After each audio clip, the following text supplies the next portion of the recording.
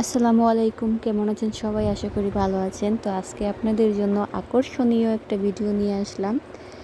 সেটা হলো আজকে আমরা ২,৫০০ বিষ্ণুন্দী ফেরিঘাট ঘুরতে গিয়েছি। তো এটা হচ্ছে বিষ্ণুন্দী স্কুল।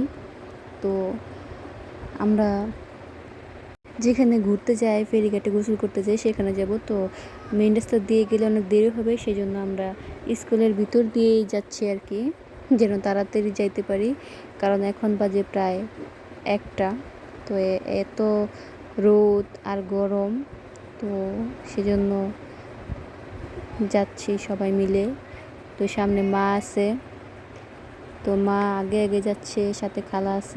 আমি এর আগে আর কখনো ফেরিঘাট আসিনি। এই তো দেখুন কত সুন্দর পরিবেশ। এটা হচ্ছে মেঘনার অপরূপ সৌন্দর্য। কত সুন্দর সুন্দর হাঁস, রাজহাঁস। মেঘনা পাড়ের মানুষের জীবনী অনেক সুন্দর। তো আমরা সেই ঐতিহাসিক বিষ্ণুন্দী ফেরিঘাট চলে আসছি। এখানে অনেক দূর দূরান্ত থেকে মানুষ গোসল করতে আসে এই মেঘনার পাথরঘাটে। তো এখন যেহেতু দুপুর টাইম, অনেক মানুষ গোসল করে চলেও গেছে, আবার অনেকে আসতেছে, আবার অনেকে গোসল করতেছে।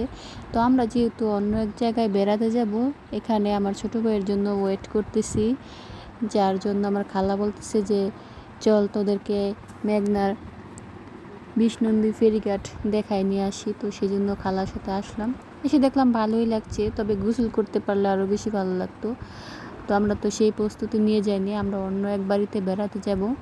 তো সেই জন্য এমনি হেঁটে হুটে ঘুরে দেখছিলাম আর কি। অনেক মানুষ গোসল করতেছে, ছবি তুলতেছে, ভিডিও করতেছে। তো আমরা একটু এখানে বসছিলাম, অনেক সুন্দর বাতাস, ভিউটা অনেক সুন্দর ছিল, ভালোই লাগছিল। তো মা আর খালা হাত পা ধুয়ে নিচ্ছে, তো আমি বসে বসে ভিডিও করতেছি আর কি। দেখতে অনেক সুন্দর লাগতেছে পরিবেশটা। এর মধ্যে আমি আমার ভাতিজাকে নিয়ে ভিডিও করে নিলাম। ইব্রাহিম আমার সাথে ছিল। তো আমরা ভিডিও করে তারপর ফেরিতে চলে আসছি। আমরা এখন ফেরিতে উঠতেছি। আমরা ফেরি পার হয়ে যাব বাঞ্ছারামপুর, যেখানে আর কখনো আগে যাইনি, এই প্রথম যাচ্ছি আর কি। তো ফেরির মধ্যে এত ভিড় ছিল, এত মানুষ। আর যেহেতু উপরে কোনো ছাদ ছিল না, অনেক রোদ ছিল, মানে গরমে অবস্থা খারাপ। তো আমরা আমার খালার বান্ধবীর বাসায় চলে আসছি। এটা হচ্ছে খালার বান্ধবীর বাসা। এটা হচ্ছে ২,৫০০ বিষ্ণুন্দী ফেরি পার হয়ে বাঞ্ছারামপুর এলাকা। তো আগে কখনো আসিনি, তো এলাকাটা ভালোই লাগছে, বাড়িটা অনেক সুন্দর। আমরা ঘুরে ঘুরে দেখছিলাম আর কি। তো মাত্র আসলাম, এখন বাজে প্রায় 4টা। আমাদের আসার কথা ছিল দুপুর 1টায়। তো আমার ছোটো ভাইয়ের জন্য দেরি হয়ে গেছে। ভিতরে এটা হচ্ছে ওদের ভিতরের রুমের পরিবেশ অনেক সুন্দর। তো আমরা ভিতরে এসে বসলাম, কারণ অনেক গরম। আর এদিকে আমাদের অনেক ক্ষুধা লাগছে, যেহেতু 4টা বাজে। তো আমাদের রুমে আসার সাথে সাথেই ওনারা খাবার বেড়ে দিল, আমরা সবাই খেতে বসে পড়লাম। তো গরুর মাংস, মুরগির মাংস, পোলাও, সাদা ভাত, ডিম সবই দিয়েছে। এইদিকে আমার ছোটো ভাই খাওয়া দাওয়া শেষ করে সে বলতেছে সে বাসায় চলে যাবে। তো এর সাথে আমার খালাতো ভাইও বলছে যে আমার ছোটো ভাইয়ের সাথে বাসায় চলে যাবে।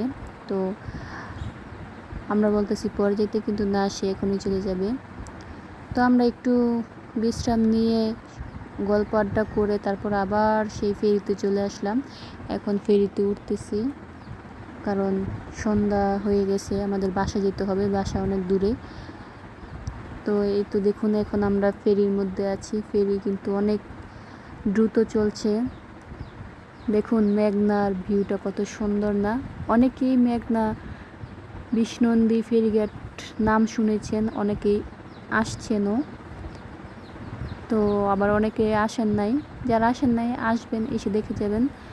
বিকেলবেলা আসলে আরও অনেক সুন্দর লাগে। তো আজকের আমার এই ভিডিওটা আপনাদের কাছে কেমন লাগলো অবশ্যই জানাবেন।